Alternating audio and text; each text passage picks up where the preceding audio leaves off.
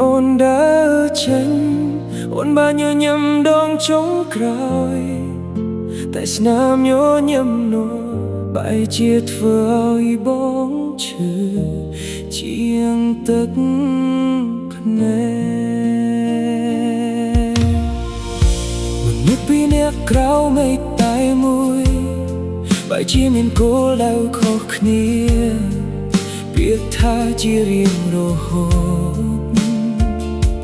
ត្រូវពេលវេលាលុបបាត់ដោយស្ងៀមស្ងាត់បងមិនសុំឲ្យអូនត្រឡប់មិនសុំឲ្យអូនស្រឡាញ់ដូចមុនតែសុំឲ្យអូនកុំភ្លេចថាបងធ្លាប់ស្រឡាញ់អូនដោយស្មោះស្នាមញញឹមចុងក្រោយរបស់អូននៅតែចាត់ជាប់ក្នុងបេះដូងបងទោះជាពេលនេះអូនមានអ្នកថ្មីបងក៏នៅតែជូនតអូនពីចម្ងាយបើកាលលែងគ្នាជាសេចក្តីសុខរបស់អូន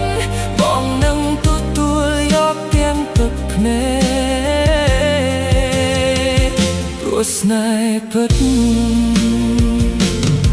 មិនមែនតែងតែបានកាន់ដៃគ្នាហូតថ្ងៃណាដែលបងនឹកអូនខ្លាំងបងគ្រាន់តែមើលមេឃស្ងាត់ស្ងាត់ប្រហែលអូនក៏កំពុងមើលមេឃដូចគ្នាតែពីភពផ្សេងនៃជីវិតបើមានឱកាសចាប់ផ្ដើមមើលដងទៀតបងនឹងស្រឡាញ់អូនដូចថ្ងៃដំបូងប៉ុន្តែបើគ្មានថ្ងៃនោះ